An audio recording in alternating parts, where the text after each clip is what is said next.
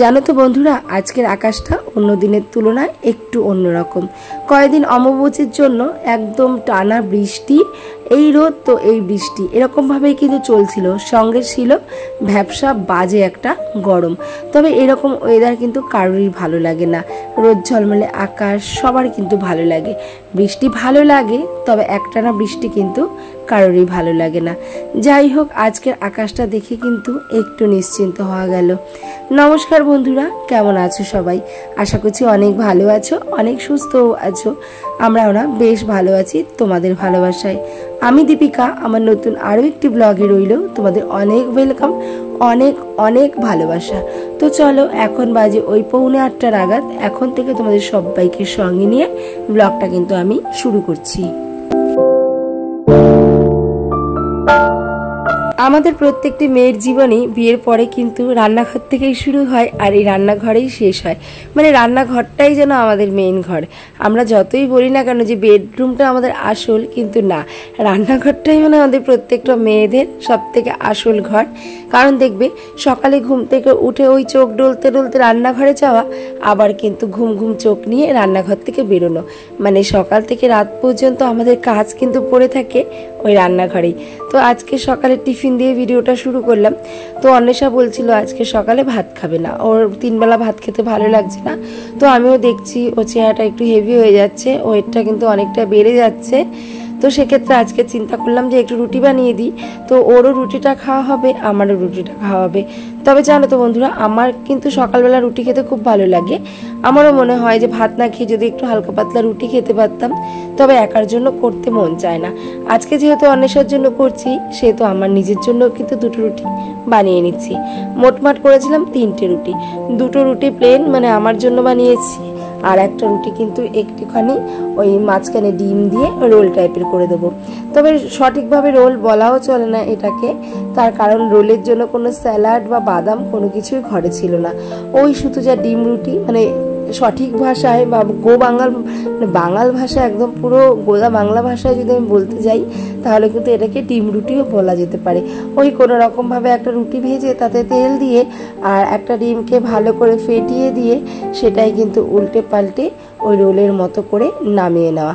তবে যাই হোক, অন্বেষা কিন্তু এই টিফিনটা একদম তৃপ্তি করে খেয়েছিল, আর বলছিল মা এরকম হালকা পাতলা খাবারই আমার কাছে বেশ ভালো লাগে। তো ও খেয়েছিল এই একটা রুটি, আর আমি কিন্তু খেয়েছিলাম 2টো রুটি। যেহেতু আজকে সকালে ভাতটা মানে অন্বেষা না খেয়ে গেলে তো আমাকে ওই 9টার মধ্যেই ভাত নামাতে হবে, 8:30টার মধ্যেই ভাত নামাতে হবে, তেমন কোনো ব্যাপার থাকে না। ওই মোটামুটি 10টার মধ্যে রান্নাবান্নাটা কমপ্লিট করলেই কিন্তু আমার হয়ে যায়। তো এই জন্য আজকে কী করলাম, ভালো করে চালটা ধুয়ে রেখে চালটাকে ভালো করে ভিজিয়ে রাখলাম, কারণ সবশেষে রান্নার শেষ একদম কমপ্লিট হবে, সব শেষে কিন্তু আমি আজকে ভাতটা বসাবো। ততক্ষণে চালটাও ভালো মতো আমার ভিজে যাবে, আর ভাতটাও কিন্তু খুব তাড়াতাড়ি হয়ে যাবে। আসলে চাল এরকমভাবে ভিজিয়ে রাখলে শুধু যে ভাত তাড়াতাড়ি হয় এটা কিন্তু নয়, আর এর সাথে সাথে কিন্তু আমরা অনেক সাশ্রয় পেয়ে থাকি।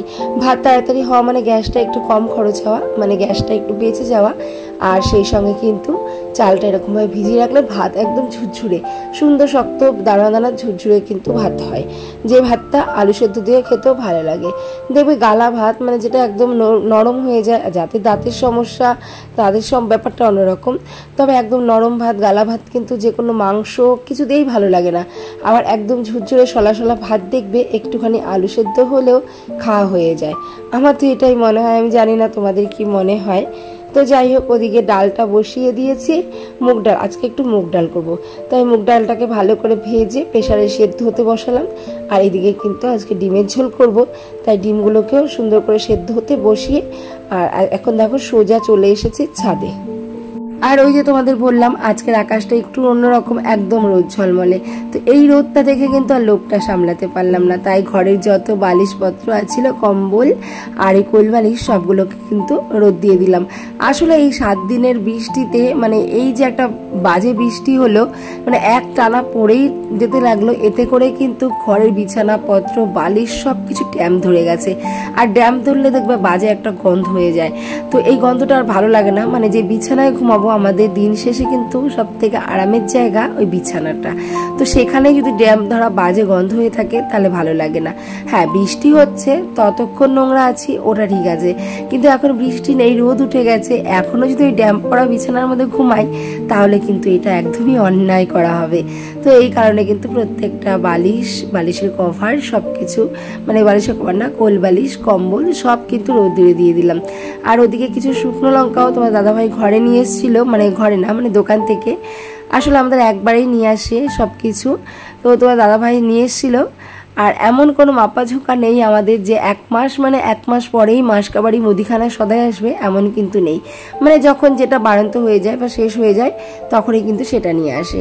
আর যেহেতু বর্ষাকাল, দেখবে শুকনো লঙ্কার ভেতর না কেমন যেন ফানকো টাইপের পড়ে যায়, সাদা সাদা ফানকো হয়ে যায়। তো সেই কারণে একটুখানি যদি ভালো করে রোদ দিয়ে মচমচে করে তোলা যায় তাহলে কিন্তু সেই সমস্যাটা আর হয় না। আর এই শুকনো লঙ্কাটা আমার আগে রোদ দেওয়া উচিত ছিল, কিন্তু বৃষ্টির জন্য দিতে পারিনি। যাই হোক, ওপরে যেহেতু চলেই এসেছি, ওপরে ঘরটাও সুন্দর করে দেখো গুছিয়ে নিলাম। চলো একবার ওপরে ঘরটা তোমাদের দেখিয়ে দিই। ঘরে বিশেষ কিছু নেই, এই যে এখানে ঠাকুর পাতা তোমরা দেখতেই পারো, আমি রোজ ঠাকুরের পুজো দিই। আর এই সাইডে কিন্তু অন্বেষা বই পড়ে, সেই বইয়ের টেবিলটা। আর এইখানে হচ্ছে সবসময় পরি আমরা যে জামা কাপড়গুলো, সেই জামা কাপড়। আর এইখানে আছে কিন্তু একটা ছোট্ট আমাদের বিছানা।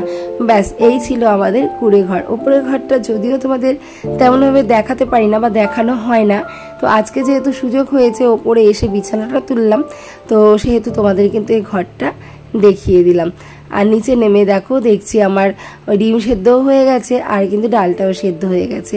তো এক উনুনে ডালটা বসিয়ে ডালটা ফোড়নে দিয়ে নিলাম, আর এক উনুনে কিন্তু এখন ডিমের ঝোলটাও বসিয়ে দেবো। আর আজকে ওই যে সেদিনকে কচু রেখেছিলাম, যে কচুর শাক, সেই কচুর যে মোতাটা মানে গোড়াটা ওটা যে বেঁচেছিল ওটা দিয়েই কিন্তু আজকে একটু মুগের ডাল করলাম, তবে খেতে বেশ ভালো হয়েছিল। আর আমি কিন্তু এইরকমভাবে কচুর মুগ দিয়ে মুগ ডাল কখনো খাইনি। তো মার কাছে কালকে ফোন করেছিলাম, তো মা আমাকে বললো যে ওই মুগটা দিয়ে মুগের ডাল রান্না করে খেয়ে দেখবি, খুব ভালো লাগে।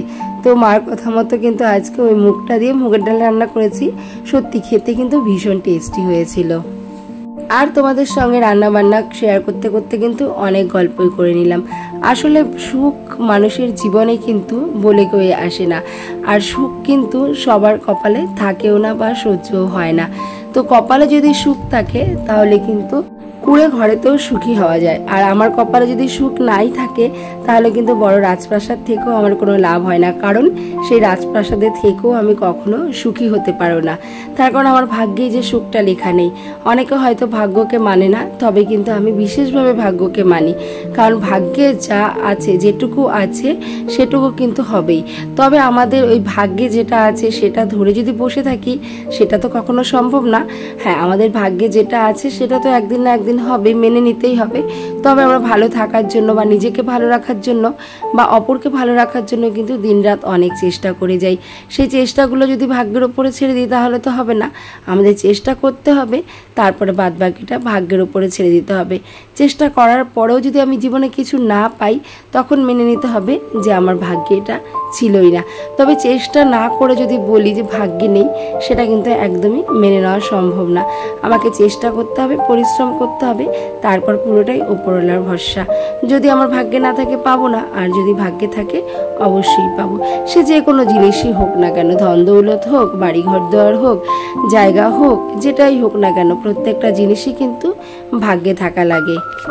আর ভাগ্যে যদি নাই থাকতো কিছু, তাহলে কিন্তু হঠাৎ করে কোনো গরিব দুঃখী একদিন রাজা হয়ে যেত না। এমন অনেকেই আছে যে আজকে একটা দিন এমন থাকে যারা একদিনও খেতে পারতো না, আর কি খেতে পায় না, একবেলা খেতে পায় তো আরেক বেলা খেতে পায় না।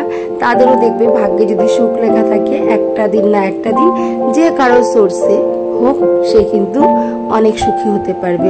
তো যাই হোক, তোমাদের সঙ্গে গল্পে গল্পে কিন্তু ওদেরকে প্রত্যেকটা রান্না আমার কমপ্লিট হয়ে গেছে। করেছিলাম রসুন সম্বার, রসুন, পেঁয়াজ, কালো জিরা, কাঁচা লঙ্কা ফোড়নে দিয়ে চিচিঙ্গা ভাজা। এত টেস্টি হয়েছিল চিচিঙ্গা ভাজাটা, দারুণ। ওটা দিয়ে ভাত খাওয়া হয়ে গেছিলো। আর করেছিলাম ওই যে কচুর মোতাটা দিয়ে ডাল, আর করেছিলাম কিন্তু ডিমের ঝোল। ব্যাস, এটাই ছিল আজকে আমাদের লাঞ্চ মেনু। লাঞ্চ বলতে ওই সকালবেলা আর লাঞ্চের মেনু কিন্তু একটাই হয়, তার কারণ আমরা সকালবেলা ওই ব্রেকফাস্টে কিন্তু মানে জলখাবার হিসাবে ভাতটাই খেয়ে থাকি। তবে আজকে অন্বেষা রুটি খেয়েছে, আমি রুটি খেয়েছি। আর বাদ বাকি কিন্তু তোমাদের দাদা ভাই, আমার ছেলে, ওরা কিন্তু সব ভাতই খেয়েছিল। আসলে বলো তো কি, আমরা গ্রামের মানুষ তো, সকালে ঘুম থেকে উঠে ওই ভাত খেয়ে কাজে লেগে যাওয়ার অভ্যাস, তাই আমাদের নয় সকাল হলে ভাতের নেশাটা থেকেই যায়। আর ভাতটা হলেই যেন আর কিছু লাগে না, ঝামেলাটাও যেন মিটে যায়। তার কারণ ভাত রান্না করলে বা ভাত খেলে কিন্তু অনেকক্ষণ পেট ভরা থাকে, তো এই সেকেন্ডে সেকেন্ডে খিদেও পায় না, কি খাবো এটাও করতে হয় না, আর একটু বাদে বাদে কিন্তু রান্নাটাও করতে হয় না। আসলে একটু বাদে বাদে যদি আমি 3-4 বার রান্না করি তাহলে কিন্তু আমি কাজ করতে পারবো না। তো এই কারণে আমাদের এই সকালবেলা ভাতটা রান্না হয়ে যায়, ওটাই কিন্তু আমরা ব্রেকফাস্টে নিয়ে নিই। আর তারপরে কিন্তু রাত্রেবেলা গিয়ে আবারও রান্না হয়, তখন ভাত বা রুটি অপশনাল, যেটা যে খাবে তখন কিন্তু সেটাই রান্না করা হয়। আর তার ফাঁকে 2বার করে চা হয়, এই আর কি যা। আর বেশি মানে বাইরের খাবার কিন্তু খুব একটা বেশি খাই না, আমরা খুব কমই খাই। এদিকে দেখো আমার রান্নাঘরটাও কিন্তু সুন্দরভাবে ক্লিন করে নিয়েছি। রান্না করতে তো বেশি সময় লাগে না, কিন্তু রান্নার পরে থেকে যায় অনেক কাজ। আর রান্না করতে যদি 1 ঘন্টা লাগে, আর এই মানে এক্সট্রা রান্নার পরে কাজকর্মগুলো করতে কিন্তু 1 ঘন্টারও বেশি লাগে। তো যাই হোক, ওদিকে সমস্ত কাজকর্ম, বাসনপত্র ধোয়ার থেকে ধরে রান্নাঘর ডিপ ক্লিনিং, একদম ক্লিনিং করে সুন্দর করে পরিষ্কার পরিপাটি করে গুছিয়ে তোমরা দেখতেই পারলে রেখে চলে এসেছি। আর এখন মানে আজকে যদিও রোদ উঠেছে, তবে এখনকার রোদের তো কোনো ভরসা নেই, এই রোদ আবার এই কিন্তু বৃষ্টি নেমে যাবে। তাই কোনো রিস্ক না নিয়ে ওই বালিশ যা মানে কম্বল টম্বল যা আর কি রোদে দিয়েছিলাম সব কিছু তুলে নিলাম।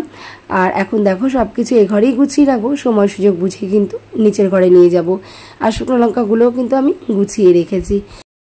চলো তবে আজ এই পর্যন্তই। যদি কিছু ভালো লেগে থাকে অবশ্যই like, comment, share and subscribe. সবাইকে টাটা, সবাই ভালো থেকো।